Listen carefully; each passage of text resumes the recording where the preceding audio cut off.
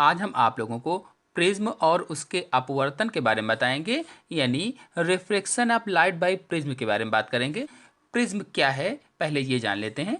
तो किसी समांग एवं पारदर्शी माध्यम का वह भाग जो किसी कोण पर झुके दो समतल पृष्ठों से घिरा होता है प्रिज्म कहलाता है। अर्थात प्रिज्म किसी पारदर्शी माध्यम के उस भाग को कहा जाता है जो किसी कोण पर झुके हुए दो समतल पृष्ठों के बीच स्थित होता है। मतलब प्रिज्म बहुफलकी आकृति होती है, बहुफलक होते हैं इसमें, यानी बहुत से फलक पाए जाते हैं। सीधी सी भाषा में कहें तो प्रिज्म एक कांच जैसे समांगी और पारदर्शी माध्यम से बना होता है जिसकी दो सतह समतल और एक कोण पर एक दूसरे से झुकी हुई होती हैं।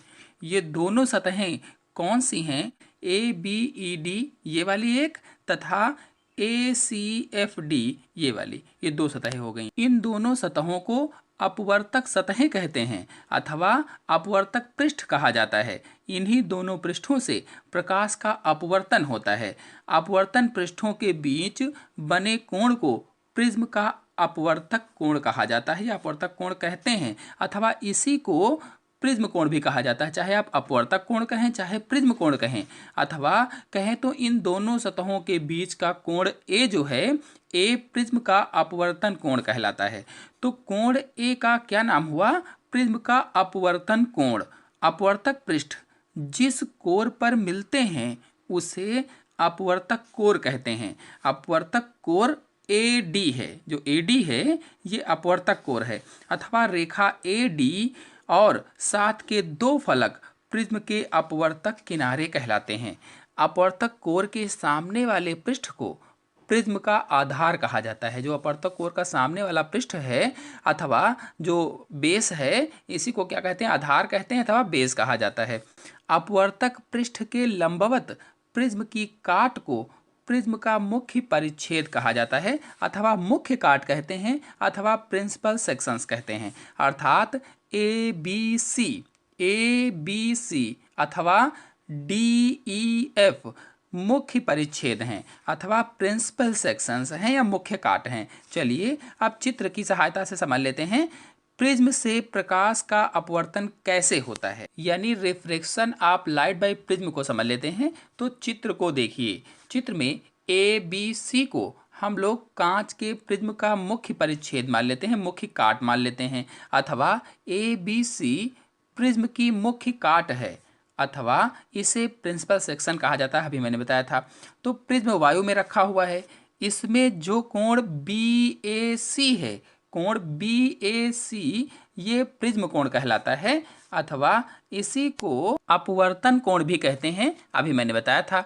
यदि PQ को आपतित किरण मान लें, जो PQ है इसे आपतित किरण मान लिया जाए, तो प्रकाश किरण PQ प्रिज्म के अपवर्तन पृष्ठ AB के बिंदु Q पर आपतित होती है। यानी एक वर्णी प्रकाश की किरण आकर के बिंदु Q पर टकराती है।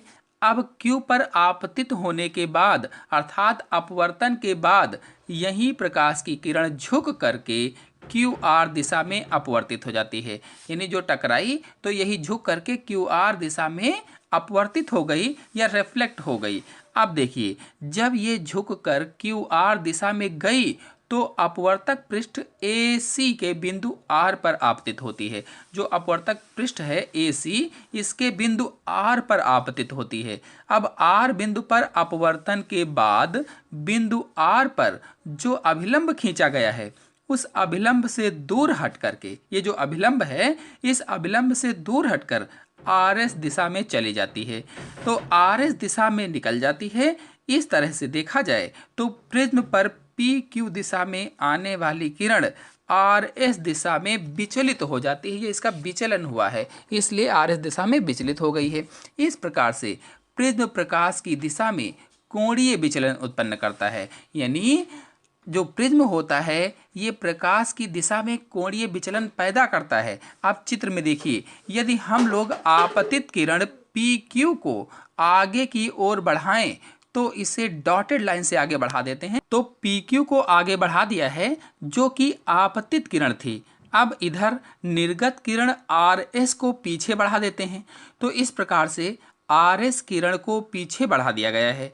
अब देखिए, आपतित किरण PQ तथा निर्गत किरण RS एक दूसरे को बिंदु D पर काटती हैं। मतलब PQ को आगे बढ़ाने पर और RS को पीछे बढ़ाने पर दोनों किरणें बिंदु D पर एक दूसरे को काटती हैं।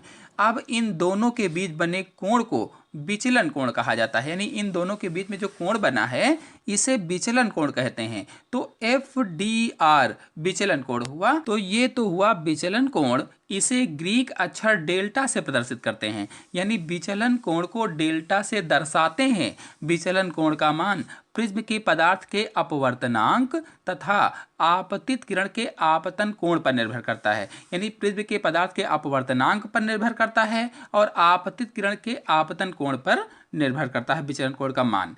यदि आप लोग अपवर्तनांक क्या है नहीं जानते हैं तो मेरे चैनल में इस पर वीडियो अपलोडेड है, आप लोग चैनल में जाकर के देख सकते हैं। तो अब आगे बढ़ते हैं। प्रिज्म पर गिरने वाली किरण के आपतन कोण I का मान बढ़ाने पर विचलन कोण डेल्टा का मान पहले घटता है। यानी जब आपतन कोण I का मान बढ़ाते हैं तो विचलन कोण डेल्टा का मान पहले घटता है तथा एक विशेष आपतन कोण के लिए न्यूनतम मान प्राप्त करने के पश्चात ही विचलन कोण पुनः बढ़ने लगता है। इस न्यूनतम विचलन कोण के मान को अल्पतम या न्यूनतम विचलन कोण कहा जाता है।